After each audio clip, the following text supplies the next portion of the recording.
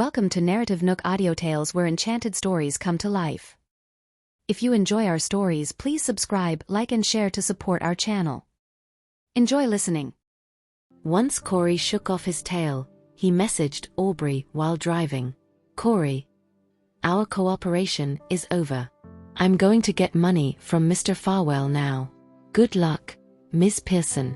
With that sent, he switched off his phone. Given how fearful Aubrey was of Lucian, Corey had no doubt she was going to call him fervently. All Corey wanted was money. He would not waste his time playing games with Aubrey. When Aubrey received Corey's message, she cursed at her subordinates as she tried to dial Corey's number again and again. Lucian had already told her that he was going to call off the engagement. If he were to find out what she had done previously, she would be dead meat. Aubrey was gripped with regret. She realized she should have given Corey that 50 million. Alas, Corey seemed to have figured out that Aubrey would regret her decision, as his phone remained switched off the entire time. Her failed attempts stoked the anger in her, and she threw her phone onto the ground. Then, a wave of terror crashed into her. That madman Corey's capable of doing anything for money. He must be on his way to Lucian's place. What do I do now? Aubrey was at a loss. After a while of being routed to her spot, she stumbled into her car and asked the driver to send her to the Pearson residence. She had to discuss the matter with her parents. The Pearson family would be doomed if Lucian were to find out what she had done. Sure enough, Corey could do anything for the sake of money. He drove straight to the Farwell Group office building, but when he arrived and looked up at the skyscraper, he gulped guiltily. As Aubrey had said, the three of them were in the same boat. Choosing to betray Aubrey was akin to betraying himself. However, he had no other choice. He needed the money. Without money, those lunatics will kill me. No matter what I do, I'm screwed. I can only take the risk. Corey steeled himself and dialed Lucian's number, something he had taken much effort to find out. Meanwhile, when Lucian heard his private phone ringing and saw the unfamiliar number on the screen, he frowned before picking up the call.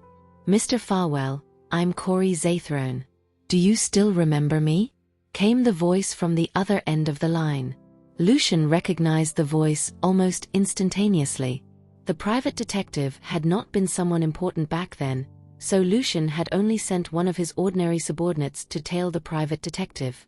However, his subordinate ended up losing the detective in days, and Lucian regretted his decision to assign someone normal to him.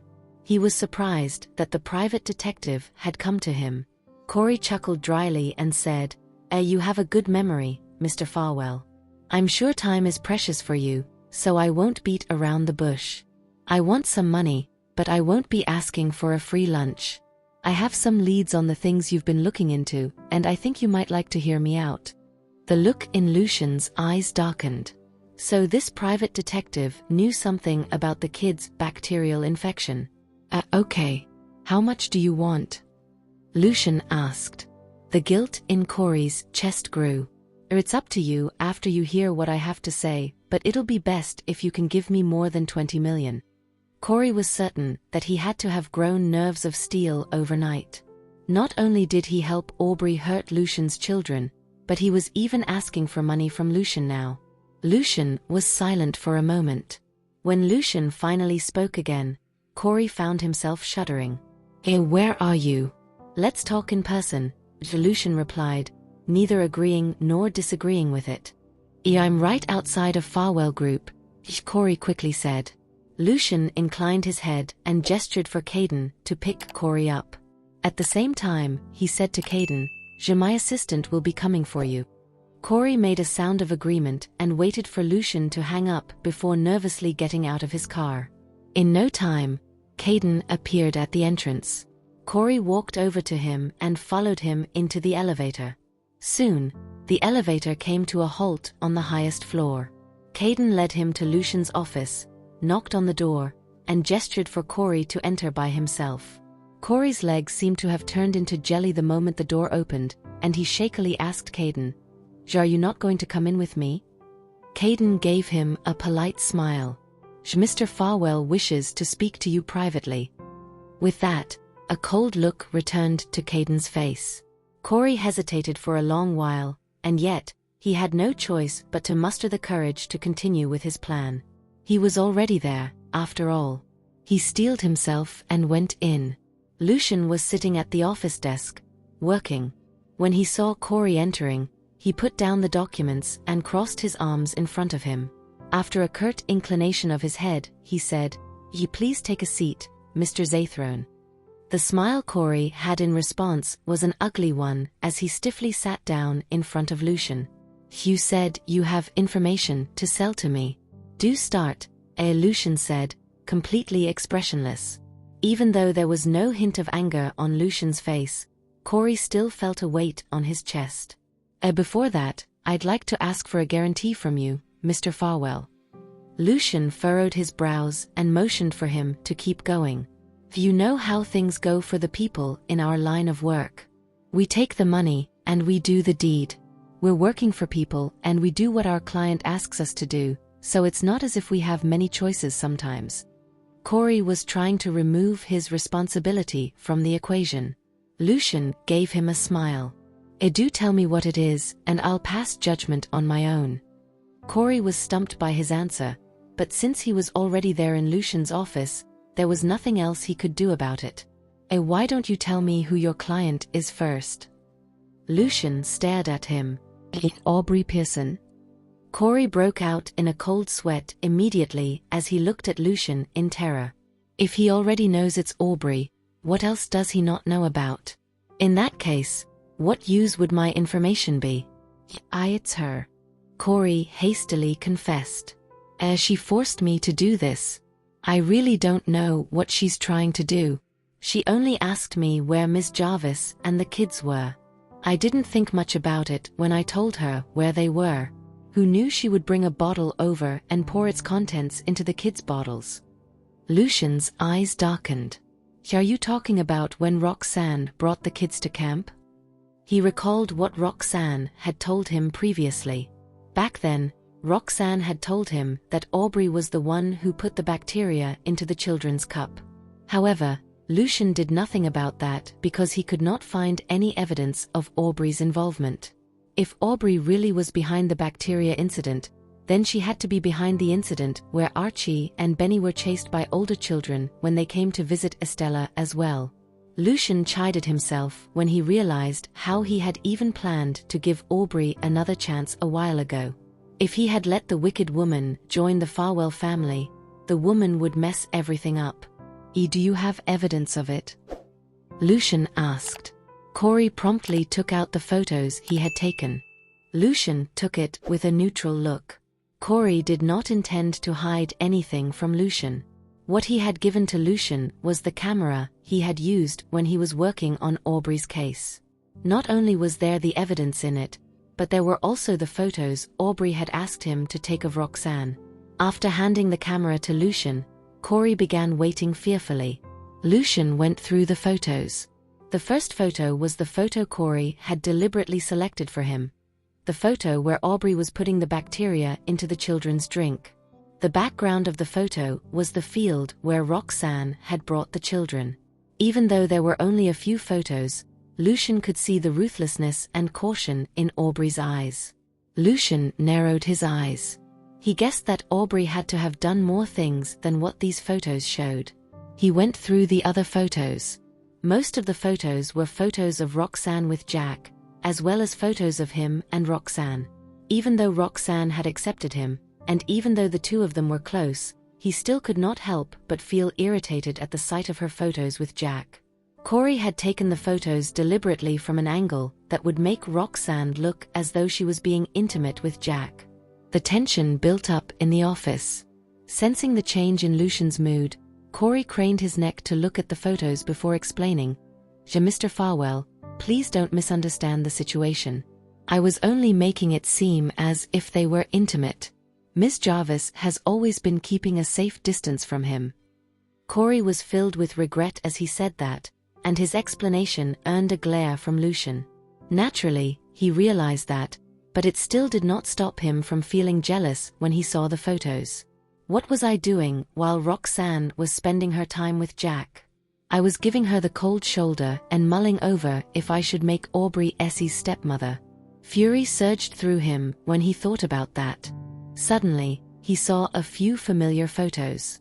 Lucian froze and lifted his head to look at Corey. Did you send these photos to Aubrey? Corey did not know what happened, but he nodded sheepishly. I sent most of the photos here to Miss Pearson. The anger twisted even more inside Lucian.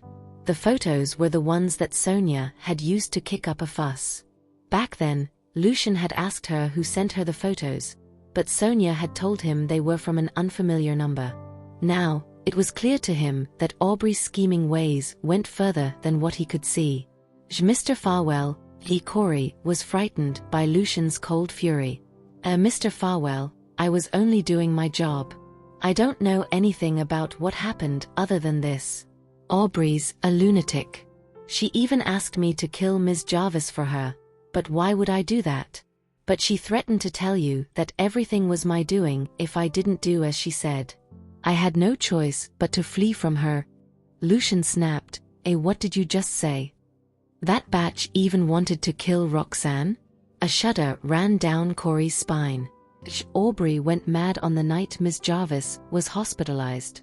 He could not finish the sentence from the pure wrath Lucian was exuding. The room plunged into a deathly silence. Right as Corey was about to say something else, Lucian abruptly lifted his hand.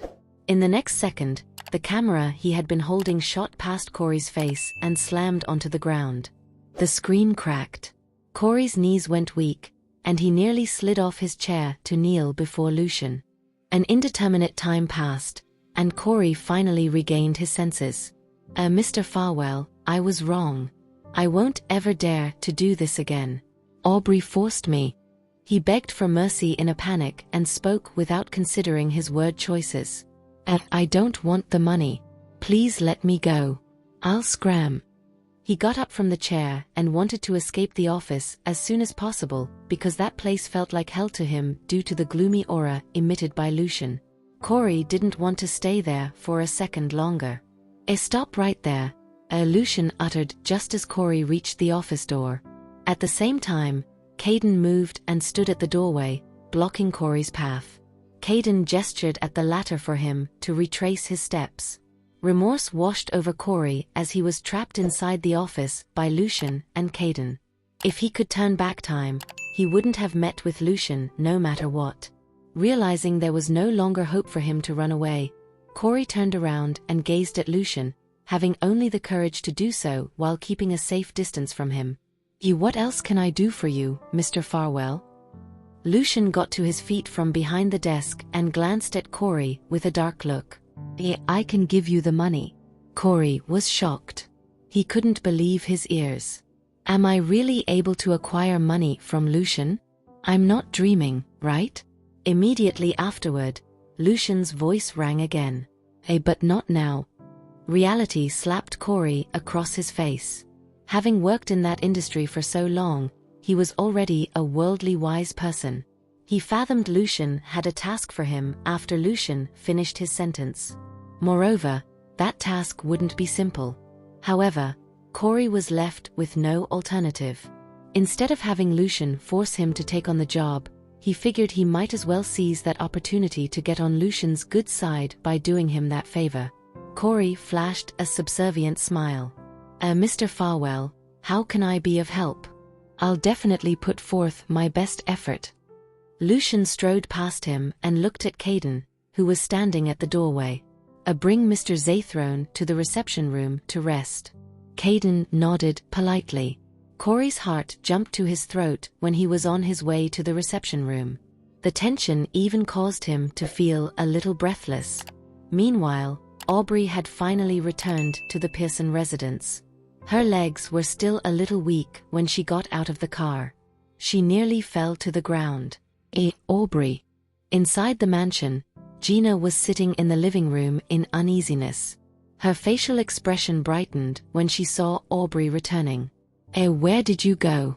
You haven't eaten anything in the past few days and were reluctant to leave your bedroom. When you stepped out of your room, you disappeared without updating us on your whereabouts. Do you know how worried I was about you?" Samuel, standing next to Gina, also looked concerned. Just forget about the engagement since it has been called off. Lucian will always remember the kindness your grandfather had shown him, so the Pearson family's status remains." Gina comforted her daughter. Although they were also dissatisfied with the cancellation of the engagement, Gina and Samuel thought their daughter's health was ultimately more important. "Mom, Dad, things may be different for the Pearson family soon," Aubrey stammered. The rest of Gina's words stuck in her throat. She turned her head around and exchanged glances with Samuel. Only then did she confirm her ears weren't playing tricks on her. Colors drained from her face again as apprehension filled her eyes. What happened? Why are you saying that all of a sudden?" Gina sized up Aubrey's appearance as she spoke. A sense of foreboding crept into Gina's heart. Be honest with us. What have you done?" Aubrey's lips trembled uncontrollably. I messed up.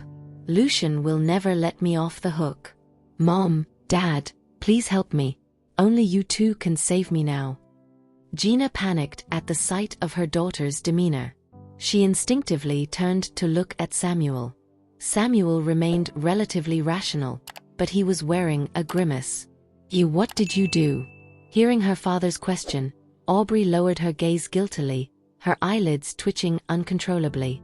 Even as the situation progressed to that stage, she was still trying to figure out ways to describe her doings with reduced severity. After contemplating for a few moments, she uttered warily, "I contaminated the water Essie drank with bacteria." Samuel's and Gina's faces darkened as soon as they heard that. They had always known Aubrey despised Estella and had been mistreating her. However, since Lucian didn't find out about that, they turned a blind eye to Aubrey's misconduct. Unexpectedly, Aubrey's foolishness knew no boundaries.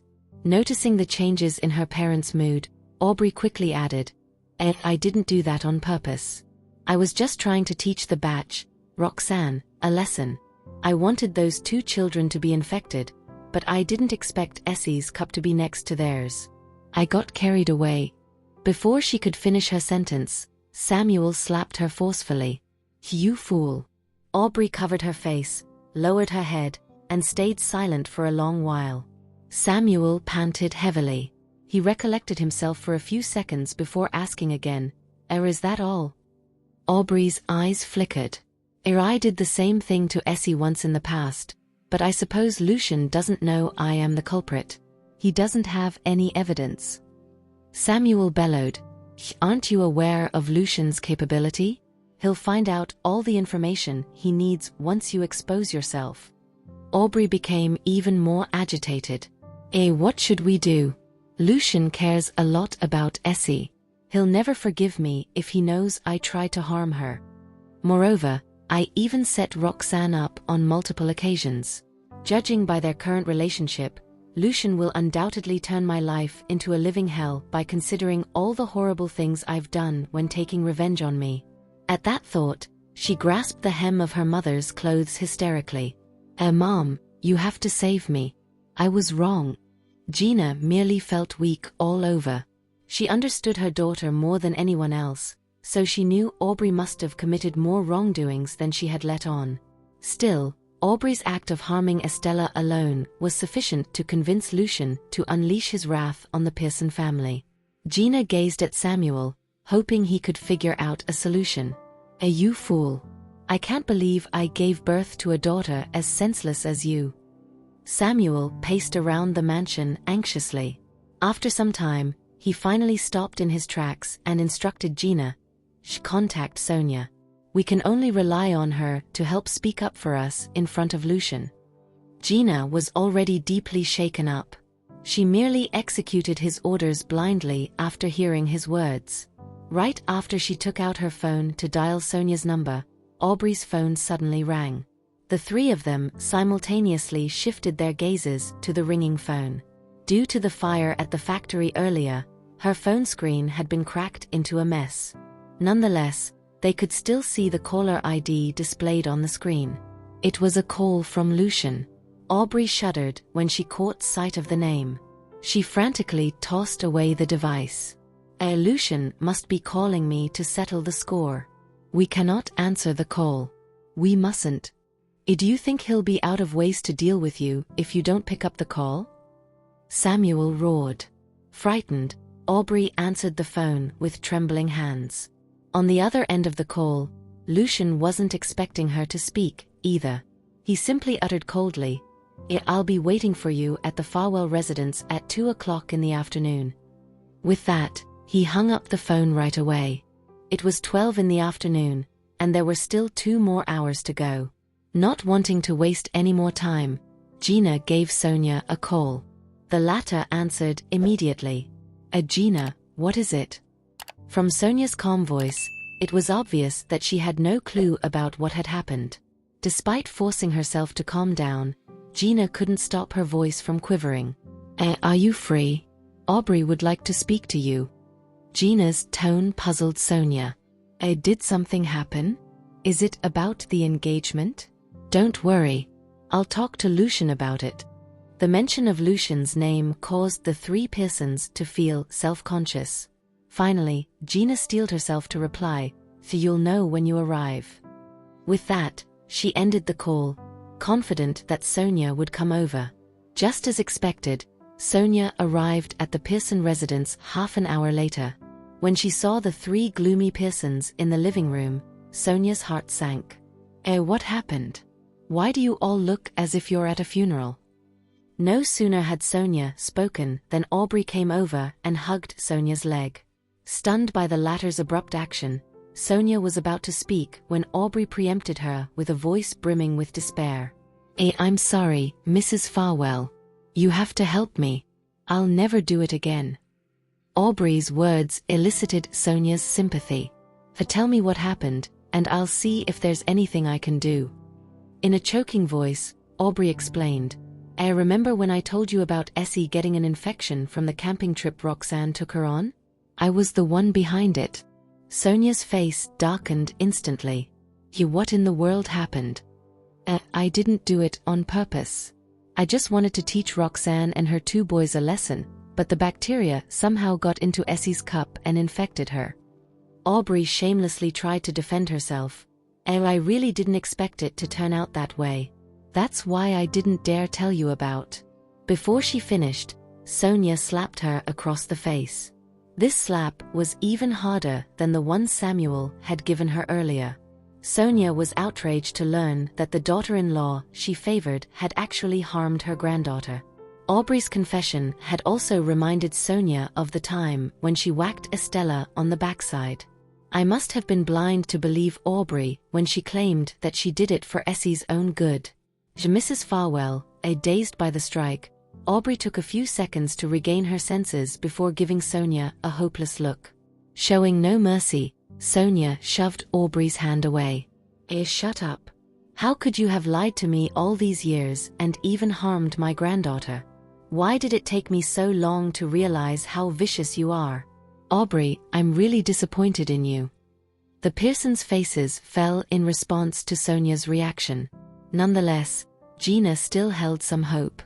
"Sonia, we have been friends for so many. Don't you dare say my name." The aura Sonia exuded was so intimidating that it seemed to suffocate the Pearsons. Right then, Sonia had a sudden realization as she looked down at Aubrey. So what about the car accident? Now that she thought about it, there were plenty of reasons for her to be suspicious. Aubrey lowered her head and didn't dare reply.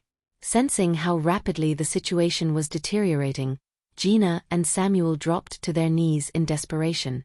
Mrs. Farwell, please forgive us this one time. I guarantee we'll never show our faces in front of the Farwells. Leave your pleas to Lucian and Essie." Sonia cut her off ruthlessly. When their appeal fell on deaf ears, the Pearsons were filled with despair. Sonia gave them the side eye. How dare you lie to me all these years? And now, you still have the cheek to beg for my forgiveness." The 3 of them hung their heads, not daring to utter a single word. After a brief yet deathly silence, Sonia turned to leave. "You guys better pray hard. Samuel finally got back up to his feet a long while later. As he stared at his daughter, who was still kneeling, a pained look flashed across his eyes. You should leave the country. Aubrey raised her head the moment she heard those words. That's the only way out. Samuel let out a long sigh. You can save yourself by leaving. Otherwise, we'll lose both you and our wealth. A look of hesitation filled Aubrey's eyes. Leave the country? Would Lucian really let me off? More importantly, would he even give me the chance? As concerns filled her mind, Aubrey just couldn't agree to her father's proposal. In the blink of an eye, it was already 1:30. The three of them left home on time. Given that Lucian was already outraged by Aubrey's actions, they wouldn't look repentant if they were to be late. Meanwhile, Roxan was oblivious to what had happened between the Pearson and Farwell families. She had caught a cold the day before. Archie and Benny had taken the day off from the kindergarten to stay home to accompany her. As always, the children were extremely concerned about her. They made sure that she took her medication and had enough water. Although all Roxan had was a slight fever, they forbade her from getting out of bed. In the morning, Lucian and Estella had dropped by for a visit and only left when they learned it wasn't serious. Just as Roxan was about to take a nap so that her boys could also rest, her phone suddenly rang. When she saw that it was Lucian on the line, she answered it, thinking that he was just checking in on her. Do you feel better now? Just as expected, Lucian's concerned voice rang out. Roxan's heart was immediately warmed. It's just a minor fever. I feel fine. You guys are just overreacting. For her sake, the three children had taken leave from school, whereas Lucian had almost dropped whatever he was doing in the office to care for her. In the end, it was Roxan who convinced him that there was no such need. Lucian sounded solemn over the line. Come to the manor if you can. I'll get Caden to pick you up. Roxan was stunned by his request. She could sense the gravity of the situation. What happened? She reckoned Lucian wouldn't want her to be out and about unless it was something serious, as she was sick. Lucian furrowed his brows. He didn't know how to break it to her. It's better to talk about it in person. Caden should be arriving any time now. Without asking any further questions, Roxan agreed. I'll go and get ready. Lucian added, bring Archie and Benny along. Since they were Aubrey's initial targets, she has to apologize to them in person. Even though Roxan was baffled, she could tell from Lucian's tone that it was something serious. All right. Just as she ended the call, the boys came in with a glass of water. After taking it from their hands and drinking a mouthful, Roxan said, Mr. Farwell wants me to bring both of you to his place, so go get ready. Mr. Lawson will be picking us up soon. The boys were elated to learn that they would be going over to Lucian's place. They figured their father was worried about their mother and wanted to care for her there. But why does he want Mommy to go over? If he's really worried about her, won't it be easier for him to come here? They emerged from Roxan's bedroom, puzzled by the arrangement. Before the boys could come to a conclusion, Caden was already knocking on their door. Roxan, who was ready, went down to get the door. Miss Jarvis, Mr. Farwell has requested that I take you and the children to the manor, Caden informed cordially. Roxan nodded in acknowledgement. I know. He called me just now. The children will be down soon, so please bear with us for a moment. As soon as she said that, the boys came running down the stairs. Caden ushered all of them into the car. During the journey, Roxan couldn't resist asking, do you know why Lucian called us over? Caden shook his head after a momentary hesitation. You'll find out when you're there. Although he was aware of the reason, it would be inappropriate for him to talk about it before his employer did. Roxan frowned slightly. The curiosity within her began to swell. Caden obviously knows something but refuses to talk. The more secretive Caden was, the more Roxan found it strange. Archie and Benny were unsettled by the mysterious atmosphere as well. It wasn't until 20 minutes later that the car gradually stopped in front of the Farwell residence. When Caden led the three in, Lucian was already waiting in the living room. Behind him stood a man with exquisite features and an ordinary build. However, the man seemed to appear ill at ease. At the sight of Roxanne, the man greeted her sincerely. "How do you do, Miss Jarvis?" Wondering if it was just her imagination, Roxanne could feel as if the man seemed to need her help. She gave Lucian a puzzled look. Who might this be?" The moment she made eye contact with Lucian, Roxanne was stunned a second time. The conflicted look she saw in his eyes somehow overwhelmed her. What happened? Why are you?" She wanted to ask Lucian why he was looking at her that way. This is Corey Zathrone. He's a private investigator." Lucian interrupted her. Roxanne remained as puzzled as before. She had never heard of that name, but the man clearly knew her. Sensing her confusion, Lucian elaborated, "He's been watching you all this while." The revelation caused Roxanne's eyes to glisten in shock. She gave the man another look and felt a sudden chill down her spine. "Someone has been following me all this while, and yet I was oblivious to it. Why is he doing this? What did he do while tailing me?" Roxanne wanted to probe further. Before she could do so, a small figure suddenly ran down from upstairs. Aunt Roxanne. Archie. Benny. Estella had been looking for her father upon waking up. Little did she expect to find Roxanne and the boys there too. Visibly delighted, she hurried up to them with a childish skip. Roxanne had no choice but to swallow her words before flashing a smile at Estella. "Aunt Roxanne, are you feeling better? What brings you here all of a sudden?" While giving her a concerned look, Estella tiptoed to try to feel Roxanne's forehead. Roxanne leaned forward so that Estella could reach her. The fever is gone." Only after Estella felt it herself did she relax. Meanwhile, while watching the heartwarming scene of Roxanne interacting with the three children, Lucian was enraged by the thought of what he had learned in the afternoon.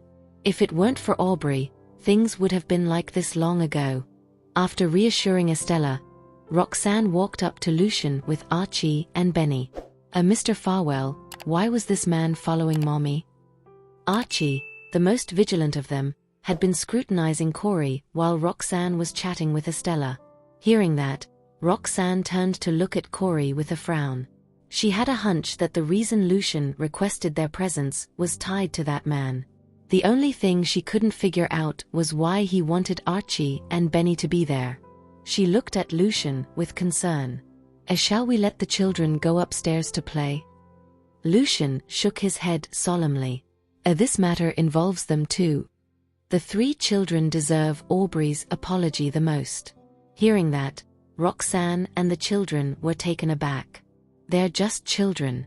What could have happened for Lucian to put on such a grave look on his face? Right then, something struck her. She turned to Lucian and asked hesitantly, is it? Have a seat and wait." Lucian gestured for them to sit. Roxanne had no choice but to save her questions for later. The children sat beside Lucian, but not before saving the seat next to him for Roxanne.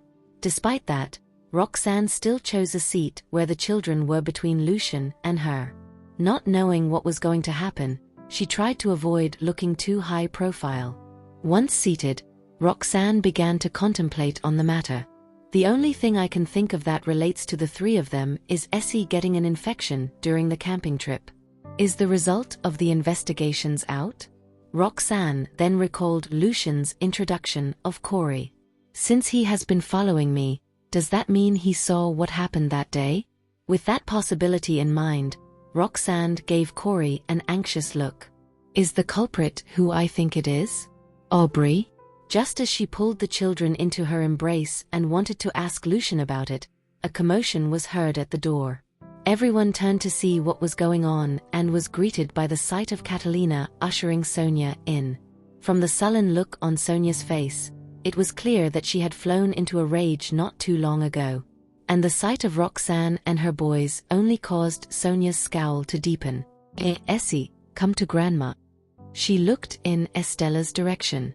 Her eyes were filled with guilt. Estella pursed her lips and tightened her grip on Roxanne's sleeves, refusing to go over. Sonia's face contorted when she saw Estella's reaction. She looked as though she was about to lose her temper. However, at the thought of something, Sonia calmed herself down again.